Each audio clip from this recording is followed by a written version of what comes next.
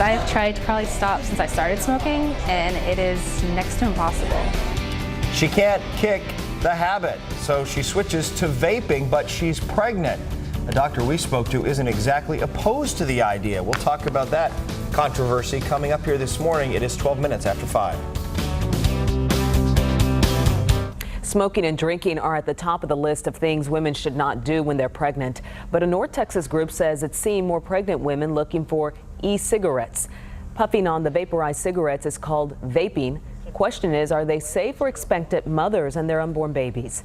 After a decade of trying to quit smoking, Carly Gay says inhaling this way is a great substitute, especially while caring for two.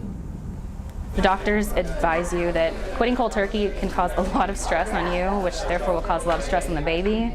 So it was much better to cut back as much as possible than to quit cold turkey. The average cigarette has more than 4,000 chemicals, more than 60 that can cause cancer. But the FDA warns there is little research on e-cigarettes and therefore their long-term safety is not known.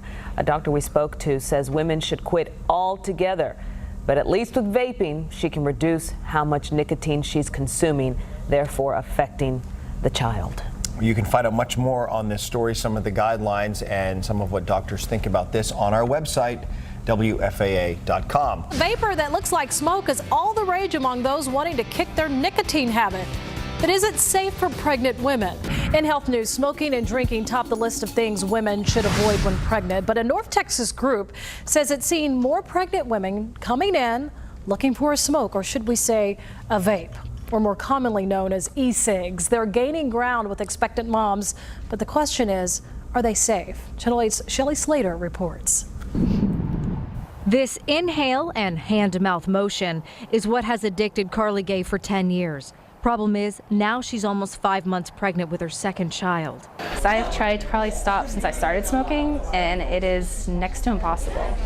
Gay smoked the most potent of cigarettes, a pack a day. She knew her baby just could not handle that, so she tried e-cigarettes, which vaporizes chemicals to be inhaled, including nicotine.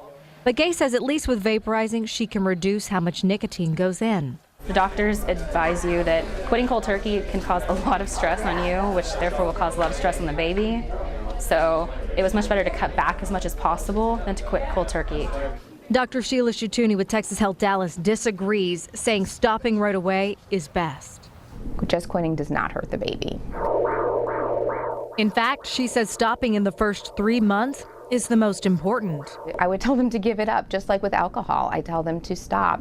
But Gay did smoke nicotine-infused e-cigarettes in her first trimester. She started with a higher dose of the chemical and then began to scale it back.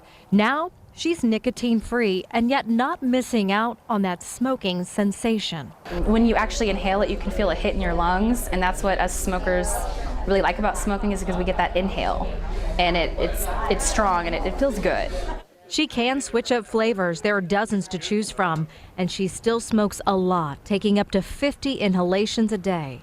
Now, what are you going to say to the people who see you and judge you immediately watching this? I'll probably just advise them maybe they should do their research on it before they get judgmental, and it's a lot better than smoking a cigarette, that's for sure. I would rather you do the e-cigarettes and have just the nicotine than the nicotine plus. And here's why. Your average cigarette has about 4,000 chemicals in it. Of those, 60 of them can cause cancer. When it comes to the e-cigarette, though, there are only 4 chemicals in the e-cigarettes. That's if you include the nicotine. But the FDA says there hasn't been enough research on this. These documents say they don't know if it's safe.